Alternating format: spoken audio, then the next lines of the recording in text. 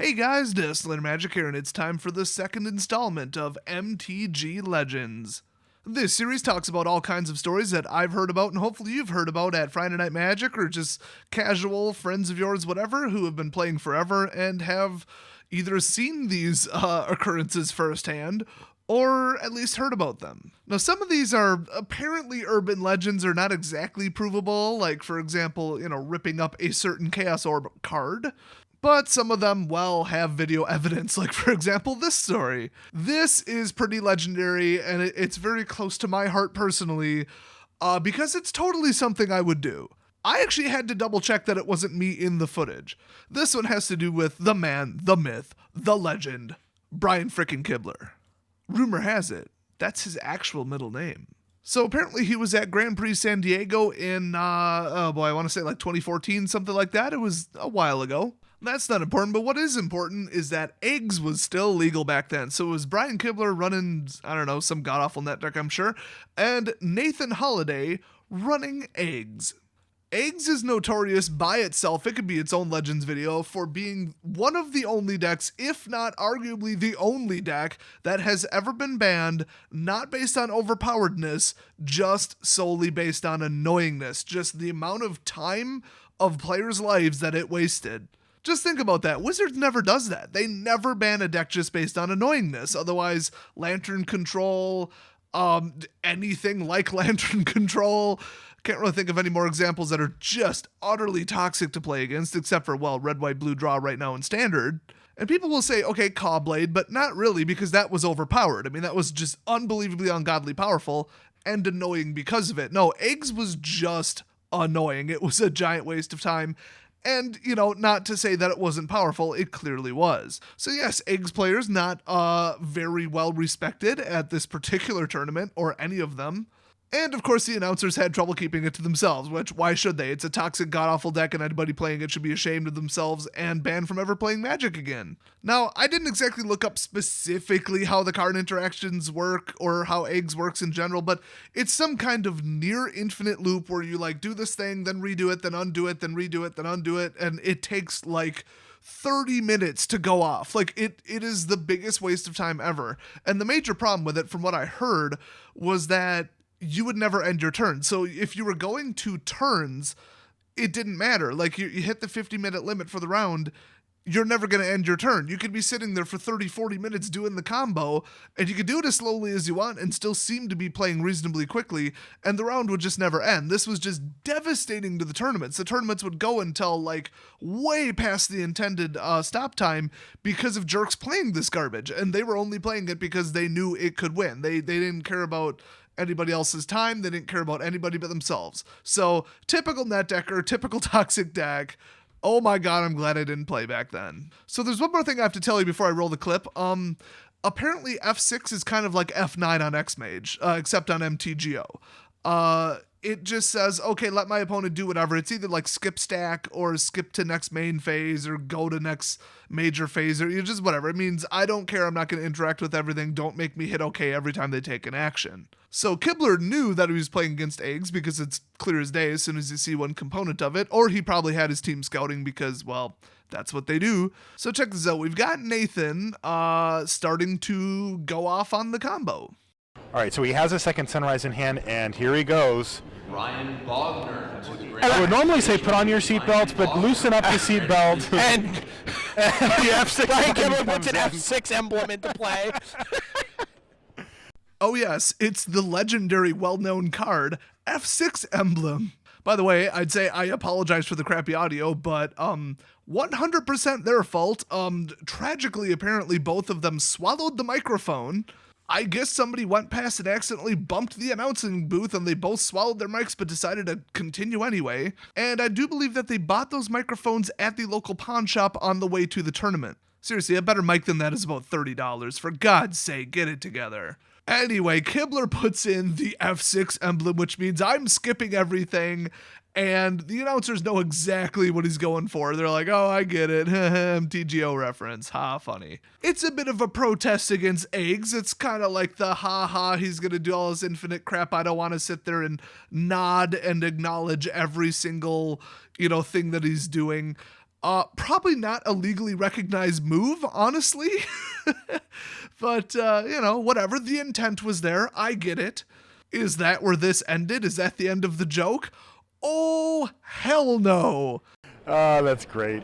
He's like, okay, can you beat me?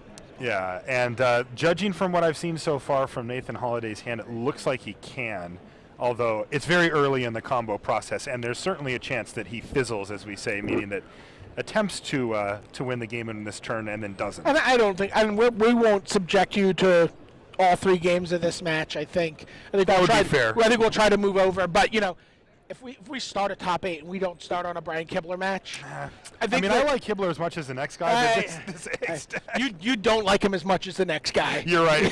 You're I've probably seen right. Twitter, so No, that's fair. And isn't it hilarious that even the announcers are like, we have to cut away from this garbage. Oh my God, nobody wants to watch eggs. Like, I know it's Brian Kibler, but nobody wants to watch this crap. They just wanted to see if it fizzled. Because I guess it was kind of like my tap dance deck where you could generate 18 mana and then draw 1 card 2 mana at a time.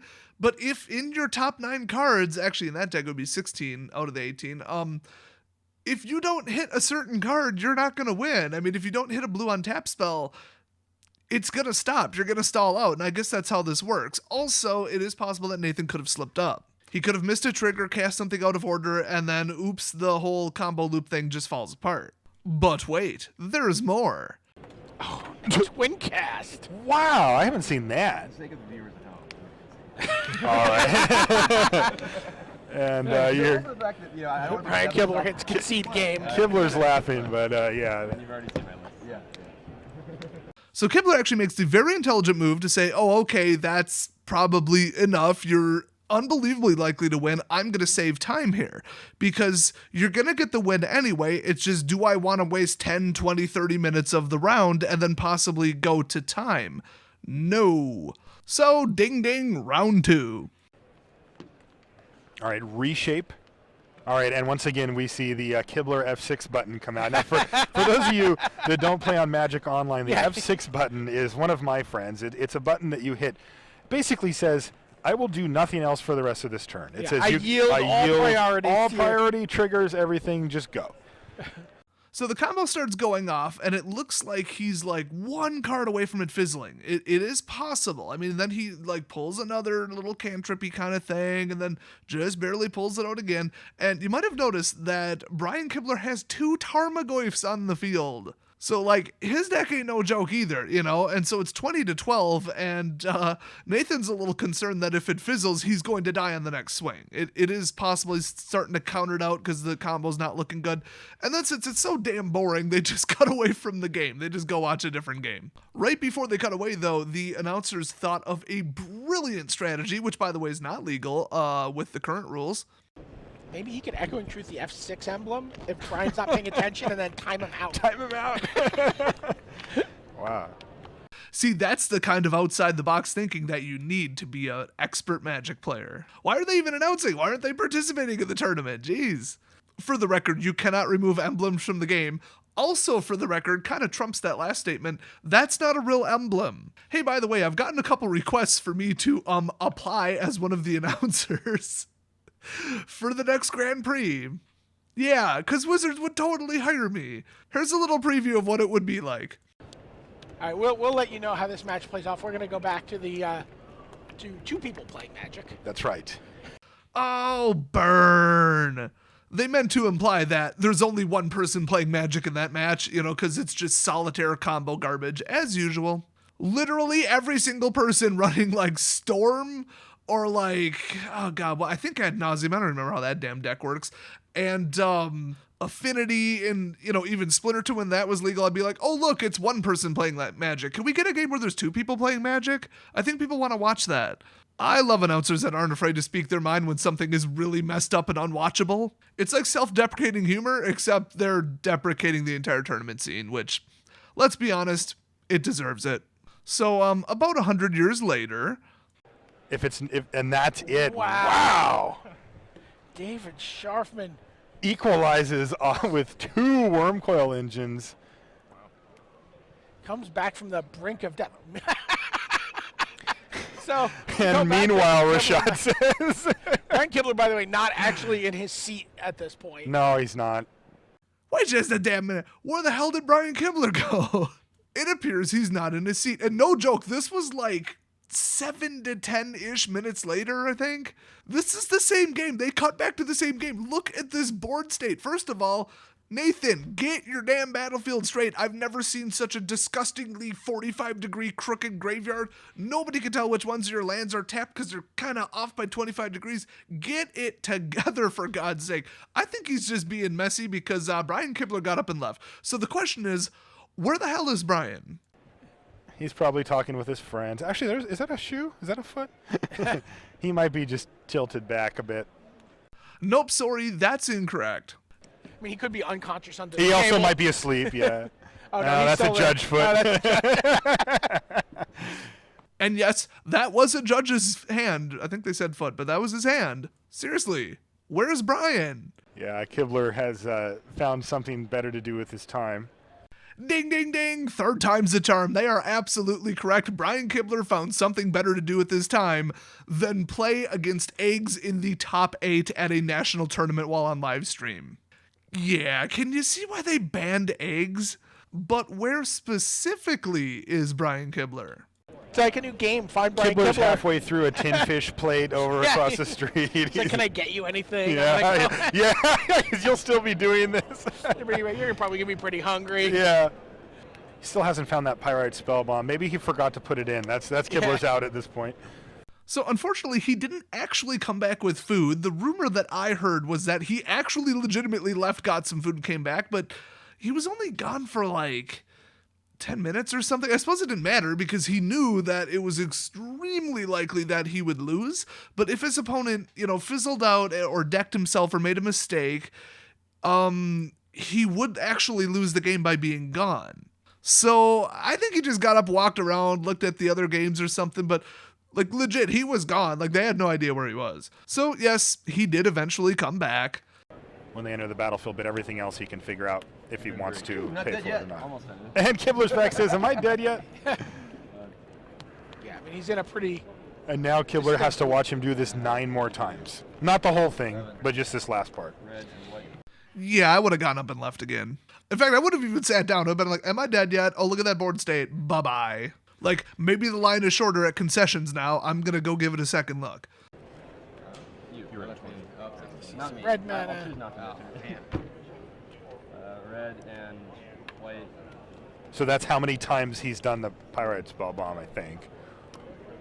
There's a part of me that wants you to almost like force you to go through it because you subject other people to this, but I'll. Good luck in top 4. Thanks.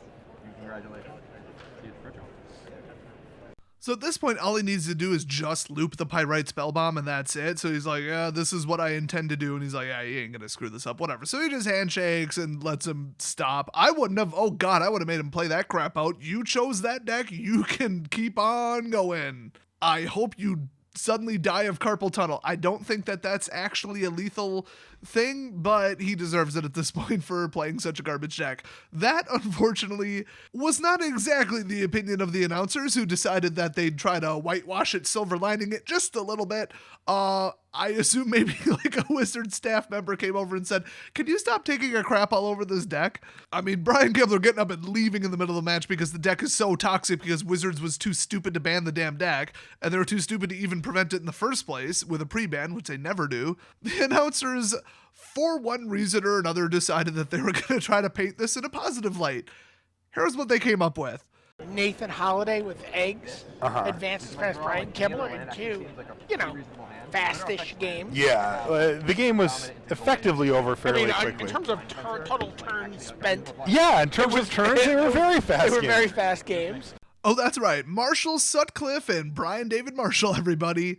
Commentators with a hell of a lot more restraint than I would have. I would have been like, oh God, you're going to cover this? Oh my God. Can you switch to any one of the other tables? Even I don't want to watch this, and I'm commentating. What a jerk. In fact, could somebody send a judge over there? He should be disqualified just for playing the deck. That's just unsportsmanlike conduct just for playing the damn deck. And very shortly after that deck was banned. Or so I heard. I couldn't actually find any evidence of it, but you guys get it. This whole video is just about the legendary move of the F6 and get up and leave. Everybody I talked to that saw this, either live or afterwards, said, oh my god, I just lost my damn mind when they went back to the match and he's gone. And the commentators are like, where'd he go? Where's Brian Kibler?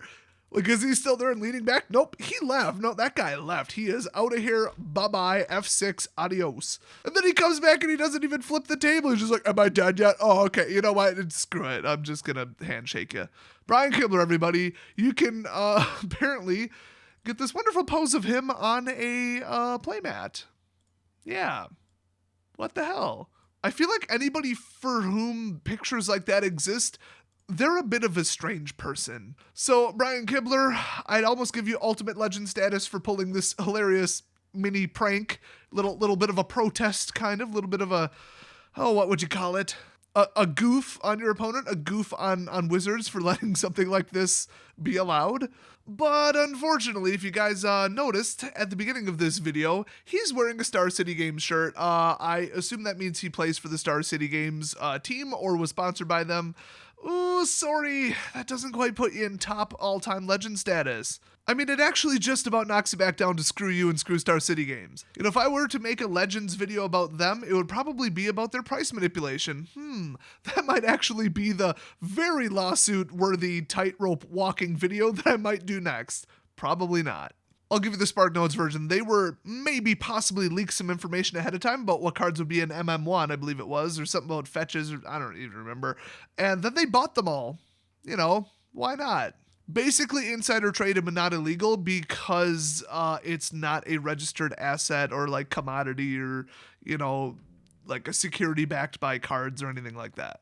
So thanks Star City Games for being awesome and manipulating the price to be greedy dicks. I'm honestly glad you're not holding any tournaments in 2017. Or like Grand Prix or PTs. I don't remember what the damn news story was. So anyway, Brian Kibler, legend of the day in part 2 of this series. If you have any other legendary stories, please feel free to describe them in the comments. And I'll take a look, investigate it, hopefully come up with a well-documented story. Thanks for watching, and I'll see you guys next video.